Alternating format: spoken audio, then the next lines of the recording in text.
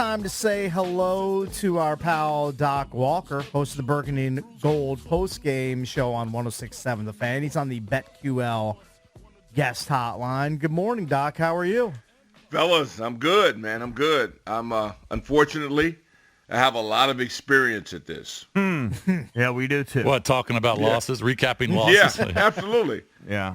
Well, you look at your 30-year run and you go, we've probably been in this position more so than the latter. And what did you expect? If you got you're raising a puppy, and if you look at his overall experience, I think we could step back from this and go, well, it's going to happen. It's just a matter of when and how long you expose him to that torture. Well, Right. yeah, it's also how you bounce back from that torture. Bingo. Absolutely. But it's very difficult to bounce back when you got an opponent like I was Philly going to say, the coming one up. team, when you get beat down like that, the last team you want to play is Philly the next week. You know, it sounds crazy, but having been in this situation, the bigger the better. Because the way you can really redeem yourself and regain that confidence within your fan base is go out and slay a giant. Especially when a lot of those guys on this team were there last year in Philly. And it's no joke, because if you're going to be a championship contender, you got to go through the mill. You're going to be tested.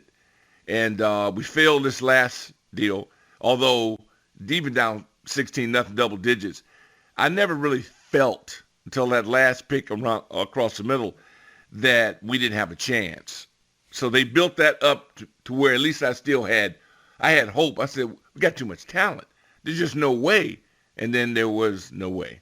And Doc, I know this is just a minor side note, but I did feel bad for all of the Washington football alumni that came back to watch this game.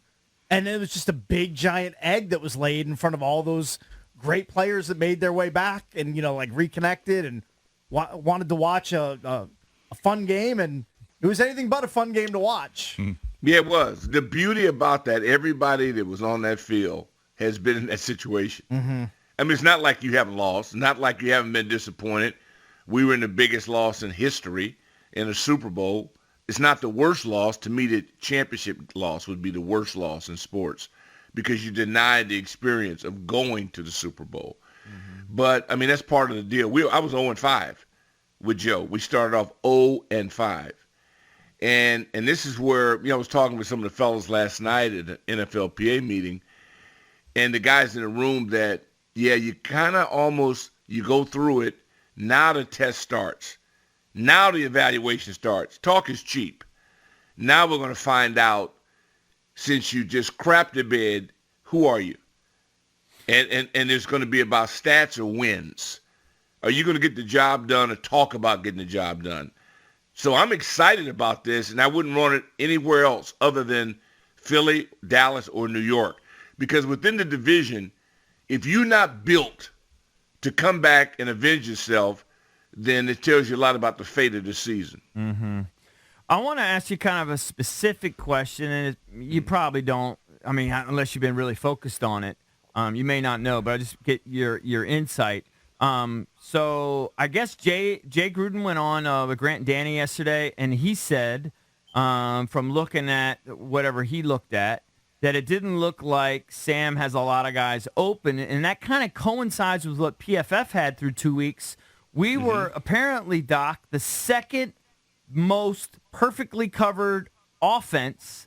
Like, our receivers are the most perfectly covered in all of the NFL. So, in other words, 45% of our plays, according to PFF, and you could take their grades or leave them, whatever you're into, they say our guys were perfectly covered 45% of the time. Most in the NFL through 2 weeks. Second most through 2 weeks. And I'm thinking, well, we got Jahan Dotson and McLaurin. These guys are technicians. They know, they got all the ability in the world. They know how to get open. Something's not right here. I'm not saying that's why Sam is struggling, but I'm sure it's not helping if it's true that his guys aren't getting open. And why would that be? Why would that situation happen when we have guys as shifty and as technically sound as Jahan and Terry appear to be? Two reasons it could be. Okay. I mean, it's all subjective. Right. One, people know you have to throw. You have shown that you'd rather throw than run. Okay. So that means you, A, become predictable. Right. B, you don't protect well. So I know if I bum rush you, you got to get rid of the ball quickly so I can zone you up. I can do some things because I pretty much have an idea what you're going to do. And I think that's where it sums it up. Mm-hmm. Because to me, like I said, my top 10 players, if I'm building a team, and we can all imagine this like Play-Doh Mm-hmm. and Tonka toys. Okay, my top 10 people on the team are the 5 offensive linemen, the 4 defensive linemen, and the 1 quarterback. Mm-hmm. Everything else is optional. Because if you build it any other way, bingo. What is an asset if you can't protect it? Mm-hmm. It's like with your house without an alarm or you don't lock your doors. Mm-hmm. You can't be surprised if somebody rips you off. So they decided it. You start the game off with B-Rob balling. Mm-hmm. And again, I don't necessarily mean I'm right, but what I'm saying is that the NFL to me is the line of scrimmage. Bully ball or trick or treats. Mm-hmm. Now, once the guy starts getting hit and I go, people, he's throwing too much. I go, well, hell, they've been open. They either dropped him in week 1 or he gets sacked. So can you really evaluate something when it's not properly executed? Mm-hmm. And so I say go back and take a look at it if you got no life and you really want to take that time, and you'll see that when the guy could have propelled himself off week 1, they dropped it. They dropped balls. Put you in third down situation. We know you come in, hello, you did not address, now maybe they were right. But right now, it doesn't appear that they were right not to invest draft capital in a area of concern. Right. Well, So what would you do, Doc, if you're Bieniemy and you're that offensive staff? What would you do scheming up your offensive game plan this week? Now, Philly's a tough challenge, but like you say, this is a great. I mean, you talk about measuring it's stick. NFL. People don't like it, but you want to see where you stand. You play the Eagles. Yeah, it's NFL. I mean, Yeah. you're not bringing in a D2 in and paying them $1 million to slaughter them. Everybody, look at the Cardinals. Not that we necessarily pull for Dallas, but it was great for the league because I don't think people realize that even if a team you think they're tanking or they suck, they're capable of beating anybody. Right. If they get their groove on. What we got to do is execute better. If the plays weren't open, I'd say, well, maybe we're throwing to them. They are open. He can't make people catch. He can't make the guy throw the ball. You got people wide open. And the So guys you got... disagree with that stat that says that we have the second most perfectly covered receivers? No. I don't play that game. You can make up anything you want to do when you're not being hit in the face. Stat up yourself. You can make it any way you want to turn a stat into to glorify your point or make you swell up like a blowfish, be my guest. The game is played live, and you saw it. If a guy is wide open, he drops the pass, is it a bad call? If the guy's wide open and the guy holds the ball and won't throw it to him, is it a bad call? No, it's bad. It's poor execution. So you So wouldn't the change guy's anything. getting his head beat in. He's getting his head beat in. And I'm saying in game, there comes a point where what do you learn from that? Being tortured. And what about your defense? Yeah, they did not have their finest moment, but they were called to duty. There's a fire that comes out every time you go sit down, grab some oxygen, boom, you got to throw it back in there because they've turned the damn ball over. Turning the ball is like your baby. It's an infant. We got to have, it's got to mean more. We got guys fumbling, and they're great players, but they keep fumbling because they know there's no execution in sight. At some point, it's either die or die twice. But we're too damn casual for me. Doc, I'm stealing this from Warren Sharp, and this is a pretty telling stat. The average to-go distance on third down in Week 3, the Commanders were all the way at the top. They had an average of 3rd and 10.3. Like, you're not going to win games when you're 3rd and 10 all game long. Pretty Like, easy to predict. That's impossible for Sam Howell to overcome. Yeah. Well, I mean, then go back to Denver. And why they give me hope and why I remain encouraged is we know what they're capable of. I think that was underperformance. And there's even people from the naked eye that were questioning hustle. I don't care if you get beat to death. If you're the Bears, and they're awful, but I don't watch the film. But I'm looking for guys that are just busting balls. They're going 100 miles an hour because everybody's going to sprint to the pay window on Monday. So I need to know how much does this mean to you? That's why I'm so pumped up about this week, because we really need to know who we have.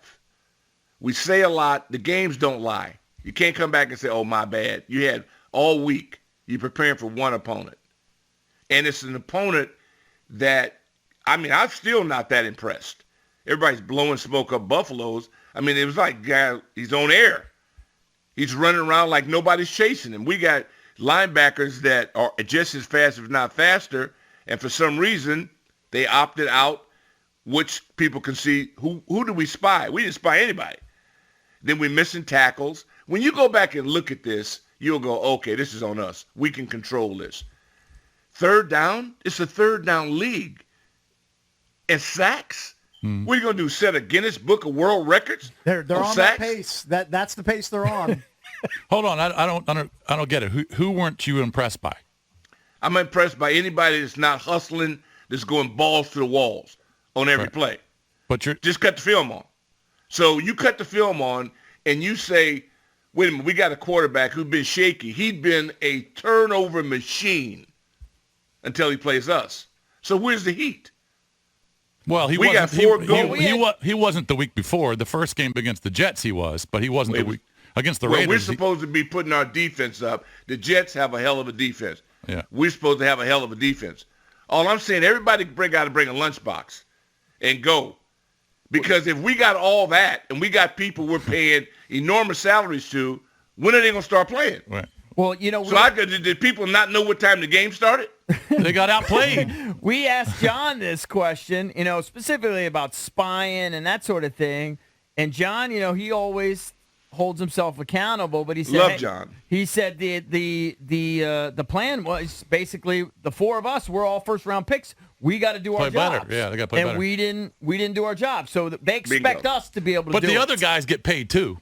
Yeah, but he's accountable. Yeah. When I got Jamin Davis on my side, and I'm thinking, I said, we kind of built for this because Cameron Curl, I'm just thinking, keeping my eye on this kid who's exceptional as a runner, but he's been throwing the ball up for grabs. And I'm just saying that I watched other people play them better. And then it was like there was no individual breakdown up front. You can't protect forever if the kid won't throw the ball. Right. The ball is stuck to his hand. Why? So I'm going, okay, Why? how many weeks? Well, because apparently he has not been able to process that and trust himself. Because he's made 4 starts. Yeah, well, Yep. that's not his fault. Well, I mean, that's his age. I mean, he can't do much no. better. He hasn't made 40 starts. He's made 4 starts. Yeah, but we're talking about one thing that he admits to doing, and we're hearing this now like he's playing a record. Yeah, I know. I got to. Well, okay. See, that's why everybody's got to be under pressure. Nobody's willed a right or inherited a right to play. You earn it. And I thought the kid was going to get killed out there. And then people say, should you put Brissett in? Why do you have Brissett? Why are you paying a guy millions of dollars and not to put him in a ball game? What are you going to prove? The guy is brain dead. He can't see. So at this point, you become, it's a fiasco. Hey, last question. Would you have put Brissett in when it was 30-3, game's over, Hal's getting pummeled? Just Yeah, to as soon as he's getting the way he's getting hit, when I see Camper defend So himself. you would have put Brissett in there, yeah. Oh, of course. Yeah, that's what I It's like said, I too. run on the one. Yeah. The hell am I going to? Okay, so we're having a problem pass blocking. You telling me you can't run block too? I got 3 studs right in the middle of this offense, and Barton. Are you kidding me? Gates. I'm saying we got Gates and Charles and Cosme. Oh, so we're saying we got a problem pass protection, but we can't run either? How the hell are you going to win? Yeah, They did a better disconnect. job run blocking All than right, did Doc, pass we blocking. got to run. We always appreciate it. We'll talk to you Gotta again man next up, week. man. Doc All right. Walker, host of the Burgundy Thank Gold you. post Thank game you. show here Thank on you, Doc. 106.7 The Fan.